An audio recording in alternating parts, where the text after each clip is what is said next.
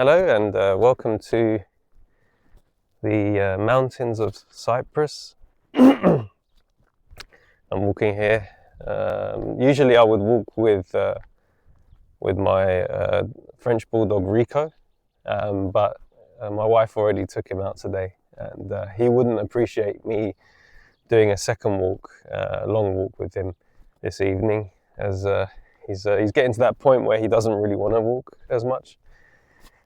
But yeah, we're here in the mountains of Cyprus, and to be so I just wanted to kind of take some time to share my origin story and my story in general, from how I got here from London, where I was living and born and raised, and hope it can basically inspire people to kind of, if you're in a or were are in a similar position that I was, or you're looking to make a change in your life, then yeah, I hope it can inspire some people to make that change and take a leap, I guess. If you're stuck, the unknown is the only place that can kind of make a change in your life dramatically. It's kind of just diving into the unknown and kind of getting over the fear. So I wanted to share the story of me and how I and my wife and our family are living out here in Cyprus. So my upbringing, as I said, was in London. I was born to a single mother, which obviously has its challenges, being in London.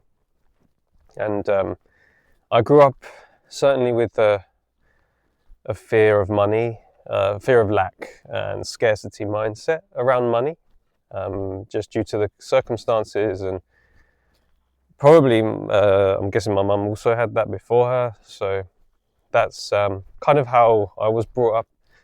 What that did do is give me a sense of determination and motivation, and I think that does do that. And so I'm always trying to do better, find better ways of living, optimize, find alternatives. I think that's kind of what it does, or eventually did, for me. So originally I actually just followed the default path of society, and that my mum said to do. And the default path of society, which is, the go to uni, get a job, a good job, and retire at 65. And that was kind of the thing to do. Have a mortgage for 40 years, that sort of thing. But something told me that,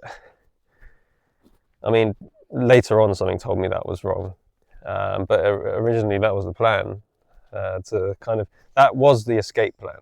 Basically, get a degree, get a corporate job, and be safe, basically. And that was the way out of the situation that I was in. My mum kind of always, I guess, thought that was the way out.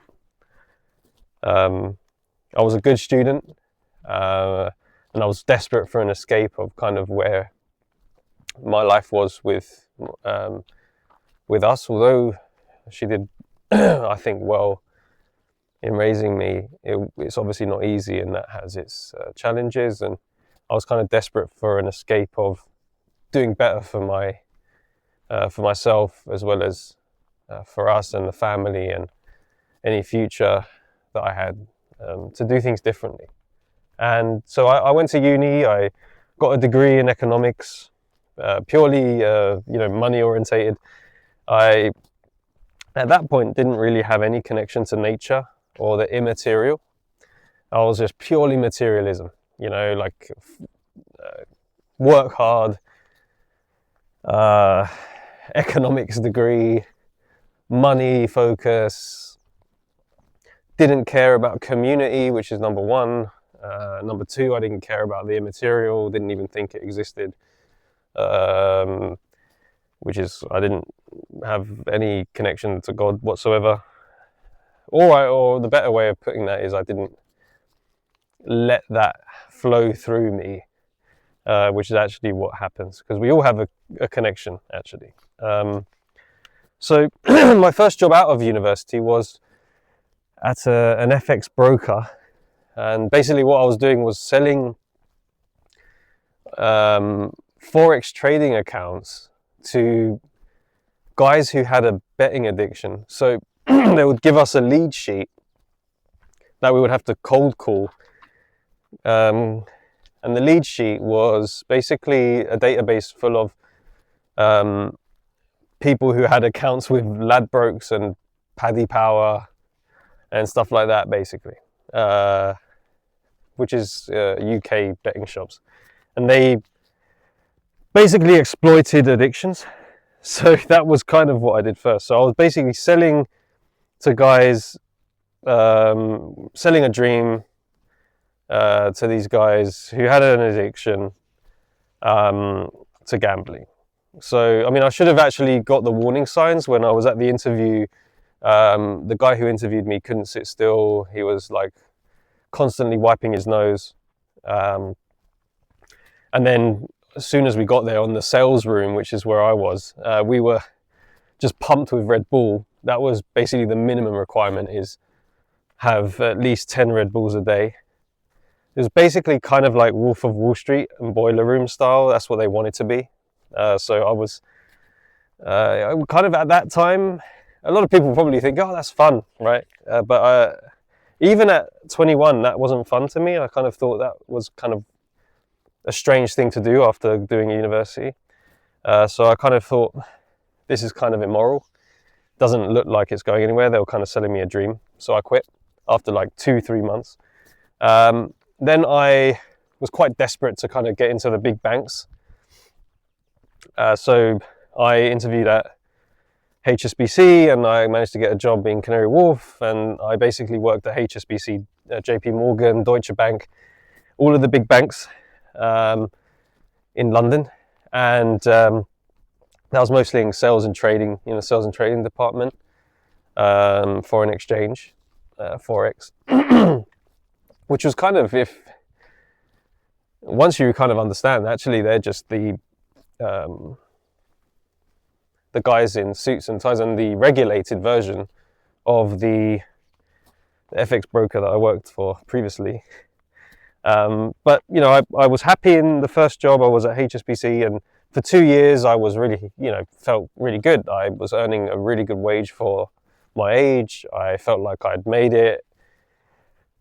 My mum was proud. I was, you know, doing pretty well in terms of what society would have said was the gauge of how well someone was doing. So the first 2 years were great in terms of feeling. But then it kind of the novelty wore off. Working between 7 a.m. and 6 p.m. and 1 hour train journeys either way started to get a little bit of a drag. The train journey, the weather, obviously in London. I had the peers that I was working with were pretty robotic in nature. They didn't seem to be like, they were just not the kind of people you would necessarily have a really deep conversation with. A lot of them were drinking heavily all the time, and you know, I would see people, actually I saw twice it happened where I saw on the trading floor 2 guys actually collapse on the trading floor because of stress. And I was just looking around, I was like, do I want to be one of these guys? Do I want to be an MD who's basically drinking himself to death every couple of days, looking really unhappy? I wouldn't see the light of day probably for 6 months of the year due to the hours I was working. And I ended up kind of being depressed because I got to a point where I thought I did really well, I did exactly what I was being told, but I'm still not happy.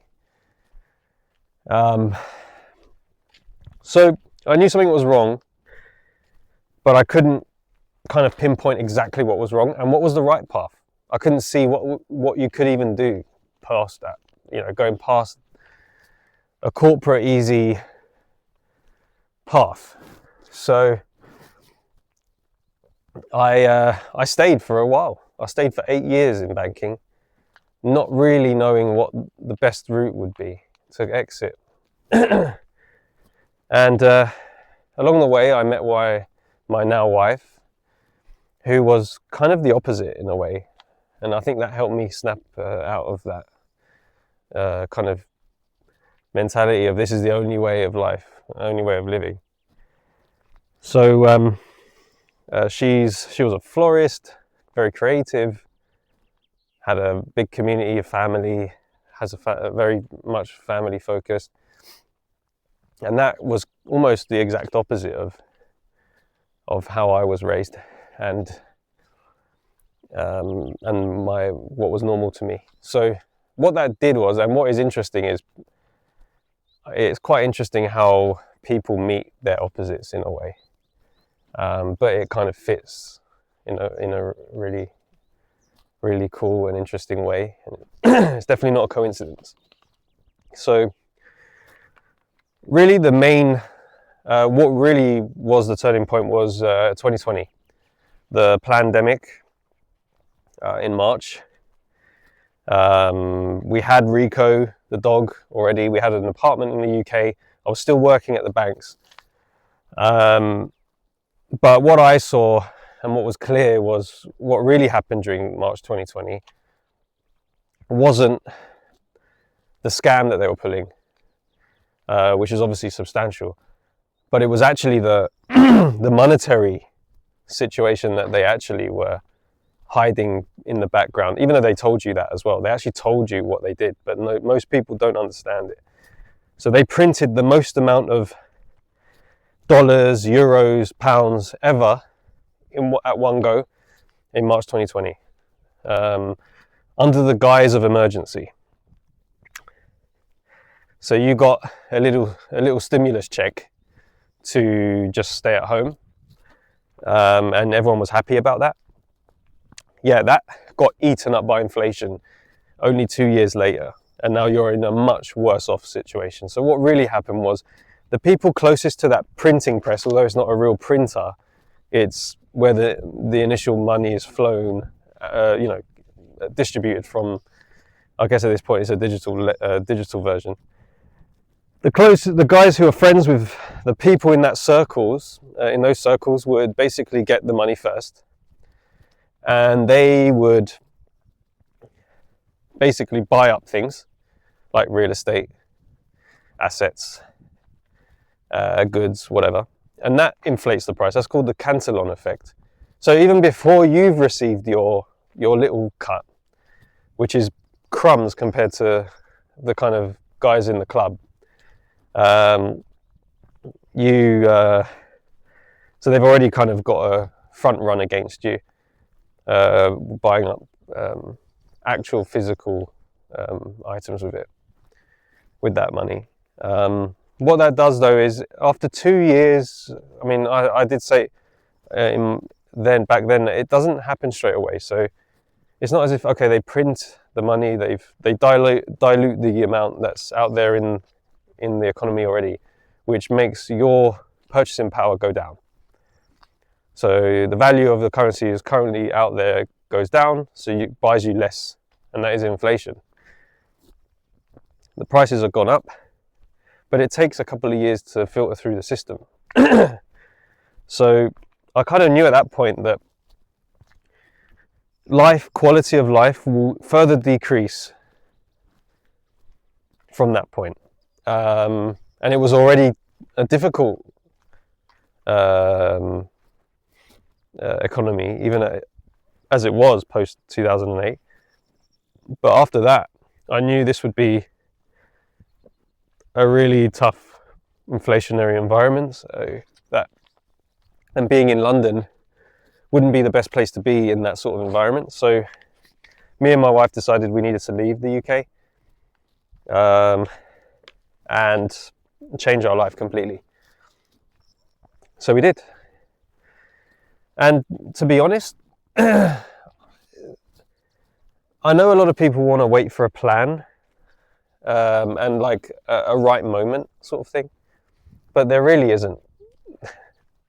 You literally just have to sometimes have no plan and go with the wind, because in the unknown is how going through fear into the unknown is the only way to change your life drastically.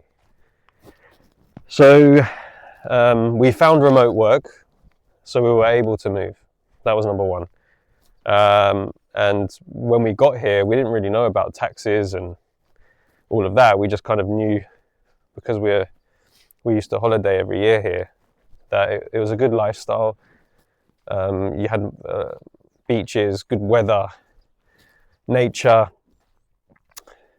more freedom, soft freedom, like the people.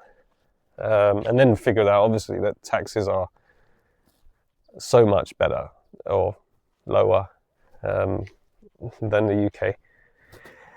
So we made the move. With the dog, we managed to get the dog here as well. In 2023, managed to get the dog here. And yeah, it was, we've never looked back since. We've lived in another place, which was, we were allowed to stay there by my wife's auntie, who had a house which was empty because they live in England, in the UK. So we had to start there, and we just kind of lived there for the first 2 years to gauge if we kind of liked it in Cyprus. And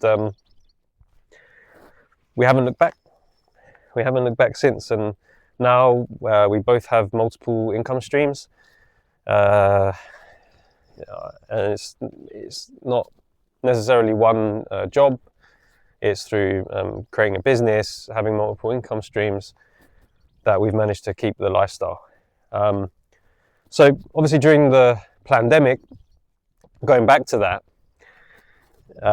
I realized if they can lie about that, and they were clearly lying, it was quite obvious.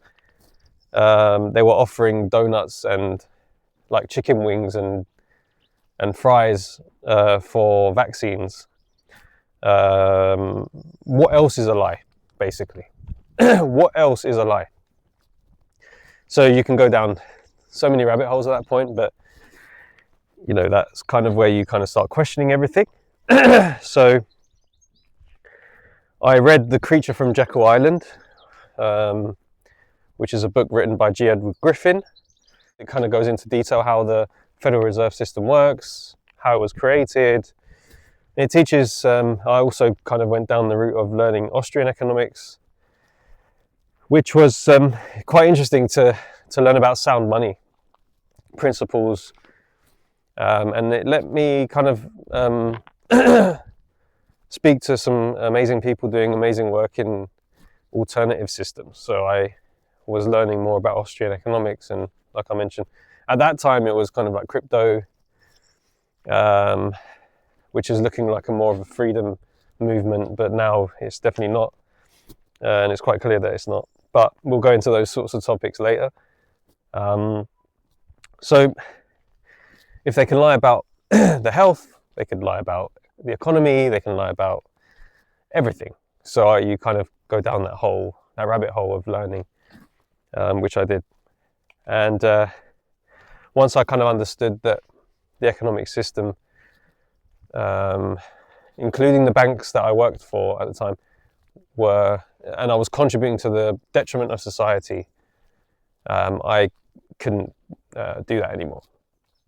I had to leave. Because when you know certain information and you know you're doing something that is contributing to the detriment of society, and you're not, and you'll still go ahead and continue doing that, that's basically selling your soul at a basic level. Don't need to be going into a grand lodge and doing some rituals to sell your soul. That is selling your soul.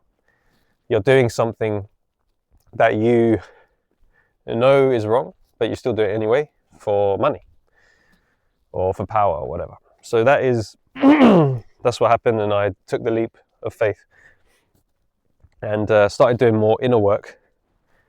Because if you know there's evil in this world, this is where my materialistic, kind of atheistic at the time, viewpoint or agnostic, I think, because I wasn't really sure. But this is where it started to shift. This, if you know there's evil happening, and we're living in a world of duality, polar opposites. Everywhere there's duality. Then you know that there's good. Then you can transcend even duality. But this is kind of what I figured out at the time was, if there's evil, there also is good, and there is God. So I started doing inner work rather than outer, always focusing on the outer material work. I did shadow work with mentors. And the biggest revelation I did have was that the enemy is actually your own mind and your own ego. And we'll go into these topics more as well as we move forward. And not external enemies. Although there are clearly external enemies. But like the allegory of the cave by Plato, I recommend you learning more about that allegory, is that realistically, there's puppet masters just giving you fear, feeding you fear, to never move and to always be a slave. So they don't actually have the power and authority over you as much as you think. The real enemy is actually your own ego and your mind. So working on them, transcending that and connecting to God is and having faith in God is the only escape. And actually taking material actions that align with your morals. So now we're here in Cyprus. Me and my wife now have a beautiful daughter who we're raising in, I guess, is the mountains of Cyprus. I don't really have a good viewpoint here, but we have Rico, the dog. We've got our daughter, and we are now looking to be as self-sufficient and sovereign as possible. Raising her in nature, creating a community of like minds, having balance, working on our traumas, having a connection to purpose and spirituality, God, which is the most important thing when the material world has less and less safe havens. Clearly,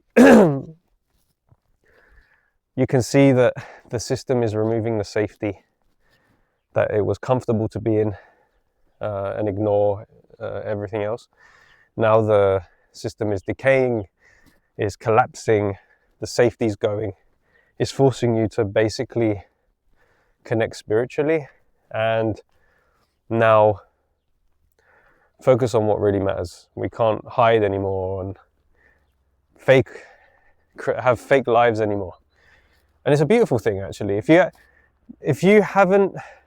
don't think that whatever's going on right now is in some ways what needs to happen and what's good, then you haven't done enough work yet.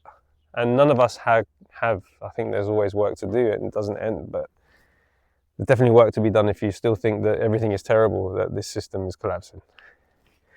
So we'll go into those sorts of things of obviously what's going on in the world at times.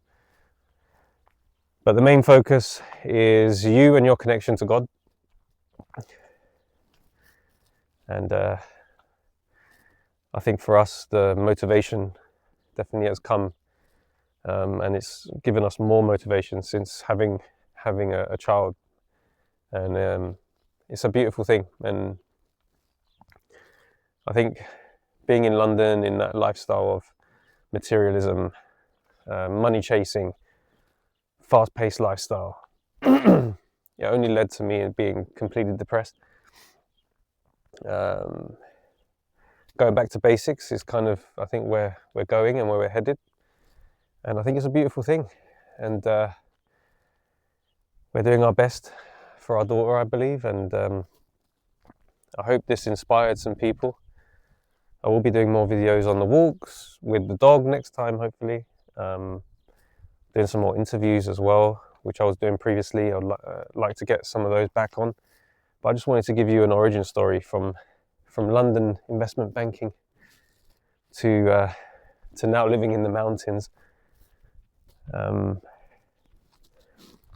anticipating some crazy times ahead, but also some beautiful times that we had to experience and had to go through to get to push us to the next level.